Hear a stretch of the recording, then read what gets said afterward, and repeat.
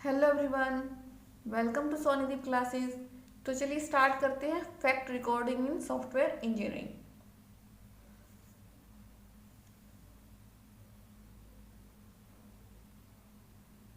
Hello everyone, welcome to Sonideep classes.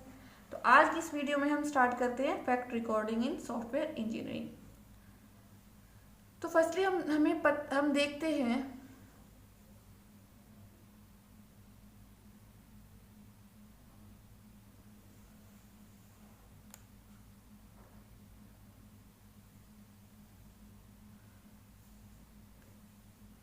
Hello everyone, welcome to Sonideep classes.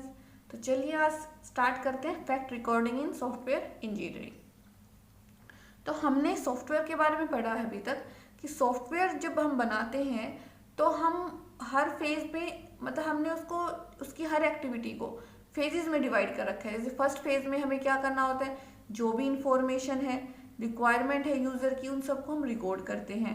Second phase में हम analysis और design का काम करते हैं। थर्ड फेज में हम उसको इम्प्लीमेंट करते हैं। फोर्थ फेज में हम उसकी टेस्टिंग करते हैं कि जो हमने सॉफ्टवेयर बना रहे हैं वो सही है या नहीं है।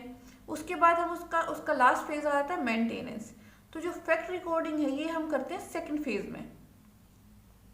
ठीक है, तो इसमें जो रिकॉर्डिंग स्टार्ट होती है वो सिस्टम की डेफिनेशन टाइम से ही स्टार्ट हो जाती है।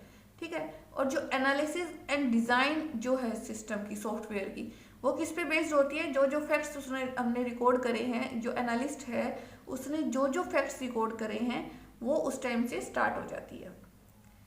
These facts must be recorded in systematic manner which is easy to retrieve them।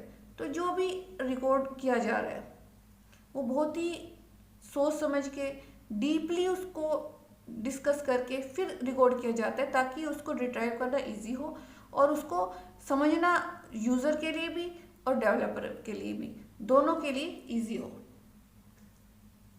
तो यहाँ पे हमारे पास कुछ टेक्निक्स हैं, मेथड्स हैं जिनका यूज़ हम करते हैं फैक्ट को रिकॉर्ड करने के लिए।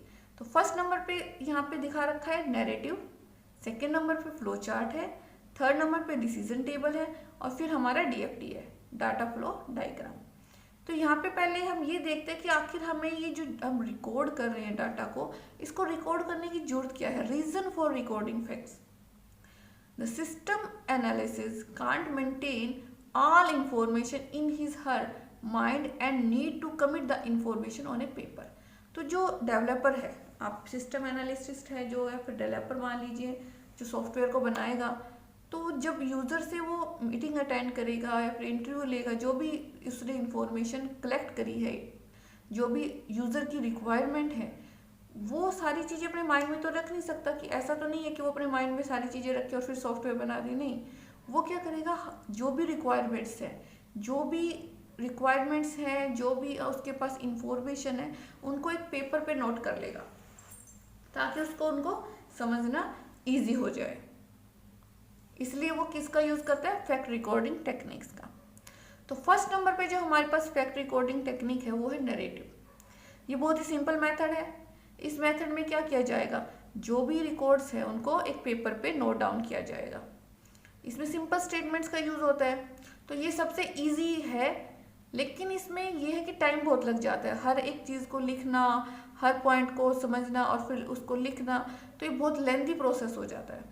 तो इसके एडवांटेजेस में तो ये आ जाएगा कि easy to learn, and disadvantages में आएगा टाइम कंज्यूमिंग प्रोसेस। फिर हमारे पास आता है फ्लो चार्ट। फ्लो चार्ट एक तरह से हमारे पास डायग्राम है, डायग्राम ही है जो हमारे जो भी वर्क फ्लो हो रहा है, प्रोसेस हो रहा है, उसको शो करता है कि हमारे पास क्या इनपुट दी हमने, क्या हमने उस पर मेथड यूज़ किया, क्या प्रोसेस हुआ, क्या हमने उसके ऊपर कंडीशन लगाई और क्या हमारे पास फाइनल आउटपुट आई। तो ये एक स्टेप बाय स्टेप प्रोसेस है जिसमें हम कुछ बॉक्सेस का यूज़ करते हैं, कुछ कनेक्टिंग एरो का यूज़ करते हैं, उसकी हेल्प से हम फ्लो चार्ट बनाते हैं। मान ली कोई भी प्रॉब्लम है तो हम उसका फ्लो चार्ट तैयार कर लेते हैं। तो यहाँ पे कुछ सिंबल्स दे रखे हैं। फर्स्ट सिंबल है स्टार्ट एंड स्टॉप के लिए। इसमें क्या होगा, ये हमारे पास हमारे प्रोसेस को ये शो करेगा कि हमारा प्रोसेस स्टार्ट हो गया है और लास्ट में हमारे पास स्टॉप हो गया है। सेकेंड नंबर पे हमारे पास प्रोसेस है, ये इंडिकेट करेगा कि जो भी हम मैथमेटिकल ऑपरेशन यूज़ कर रहे हैं, मान लीजिए हम सम करने के लिए a+b यूज़ कर रहे हैं, तो वो इसमें शो करेगा। इनपुट आउटपुट, जो भी हम इनपुट दे रहे हैं, जो हमने इनपुट दिए, जैसे हमने सम करने के लिए a+b हम कर रहे हैं, तो इनपुट क्या देंगे हम ab, तो इनपुट इसमें ab आ जाएगी। आउटपुट क्या आएगी, आउटपुट हमारे पास सम है, या फिर सम को आप कुछ भी मान सकते हैं। एज्यूम कर लिए सम को मैं c लिख रही हूँ, c = a+b, तो ab तो हमारे पास इनपुट में आ जाएगी और c हमारे पास आ जाएगी आउटपुट में। फिर हमारे पास है डिसीजन, तो हमने क्या डिसीजन लेना है, येस और नो, तो वो यहाँ पे शो होता है।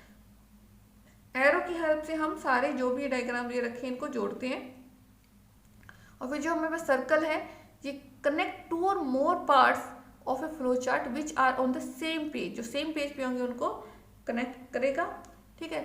और जो ये लास्ट में हमारे पास दे रखा है ऑफ पेज कनेक्टर, इसमें क्या है, जो दूसरे पेज मतलब डिफरेंट पेजेस को में जो डाटा है उसको कनेक्ट करता है, जो फ्लो चार्ट है उनको कनेक्ट करता है।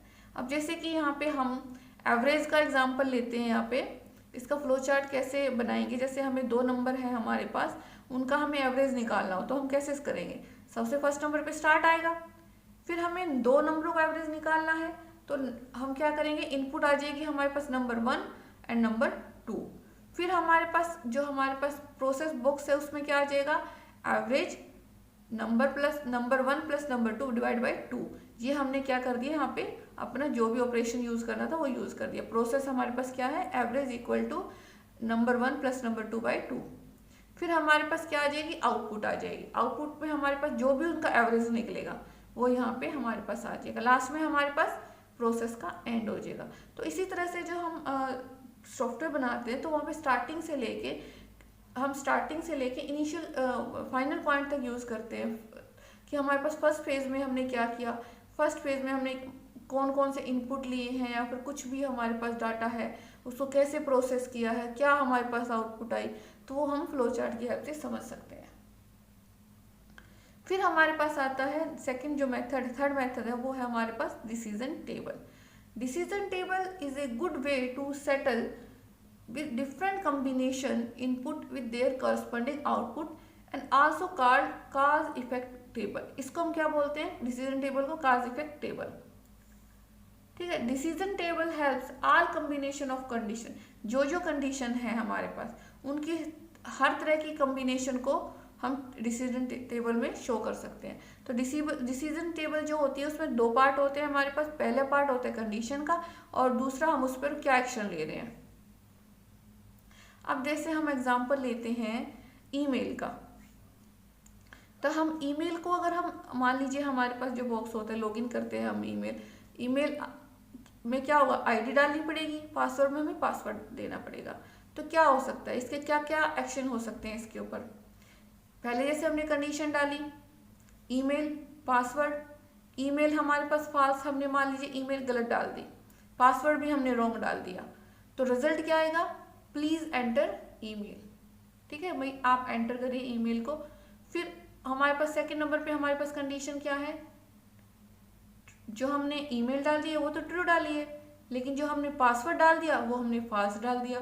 तो अब क्या एरर शो करेगा, हमारे पास एक्शन क्या अप्लाई होगा कंडीशन के ऊपर, प्लीज एंटर पासवर्ड, पासवर्ड को एंटर करिए, ठीक है, क्योंकि हमने रॉन्ग पासवर्ड डाला था तो वो लॉगिन होगा ही नहीं।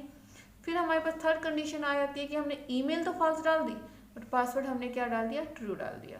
यहाँ पे क्या मैसेज प्रिंट होगा, हमारे पास क्या एक्शन आएगा, प्लीज एंटर ईमेल, ठीक है। और ऐसा हो जाए कि हमने दोनों ही ट्रू, जैसे हम लॉगिन हमने दोनों ट्रू डाल दिया, हमारे पास ईमेल भी थी और हमने पासवर्ड भी राइट डाल दिया, तो हमारे पास लॉगिन हो जाएगा और अपने ईमेल खुल जाएगी। तो यहाँ पे हमारे पास ईमेल को लॉगिन करने के लिए हमारे पास यहाँ पे 4 पॉसिबल एंट्रीज थी। पहले दोनों फॉल्स हो सकते हैं हमारे पास, हमारा ईमेल भी गलत हो सकती है, पासवर्ड भी गलत हो सकती है।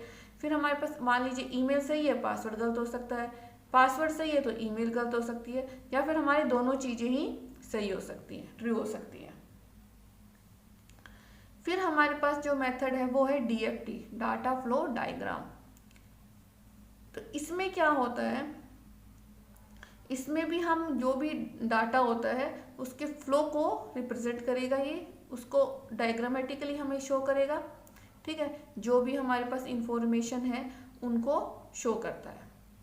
इसमें हमारे पास 4 सिंबल होते हैं। DFD only involves 4 symbol. सबसे नंबर 1 पे हमारे process, data object, data store and external entity. तो प्रोसेस क्या करेगा? Transfer of incoming data flow to outgoing flow, ये सर्कल के उसमें होता है। फिर डाटा ऑब्जेक्ट क्या होती है? Movement of data in the system, उसके लिए हम एरो यूज करते हैं। Data repositories for data that are not moving, जो मूविंग नहीं करते उनको हम डबल लाइंस में हम स्टोर करते हैं। फिर हमारे पास आ जाती है external entity, source of destination outside the specified system boundary. फिर हमारे पास आता है कॉन्टेक्स्ट डायग्राम। कॉन्टेक्स्ट डायग्राम जो होता है वो हमारे पास डीएफडी का लेवल 0 डायग्राम होता है। तो हमारे पास, क्योंकि हमारे पास जो डीएफडी है डाटा फ्लो डायग्राम, वो 2-3 लेवल्स में डिवाइड होता है, लेवल 0, लेवल 1, लेवल 2। तो लेवल 0 वाले डायग्राम को हम क्या बोलेंगे? Context free diagram. ठीक है। It is drawn in order to define and clarify the boundaries of the system.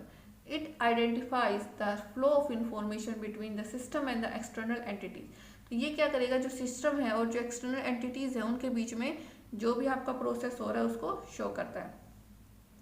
तो जो डीएफडी का हमारा फर्स्ट लेवल 0 लेवल जो डायग्राम है, इसमें सिर्फ एक ही प्रोसेस होगा, सिंगल प्रोसेस होगा। जैसे कि यहाँ पे हम देख रहे हैं, यहाँ पे हम कैलकुलेशन कर रहे हैं। ठीक है। यूजर क्या करेगा? यूजर प्रोसेस करने के लिए करेगा, नंबर एंटर करेगा, number 1, number 2 type of calculation कोई भी ले सकते हैं आप, मल्टीप्लाई कर सकते हैं, ऐड कर सकते हैं, डिवाइड कर सकते हैं।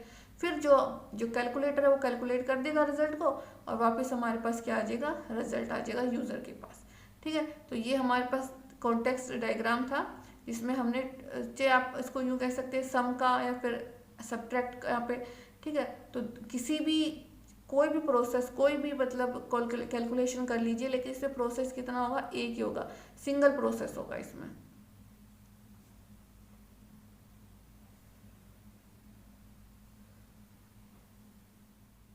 थैंक यू बच्चों।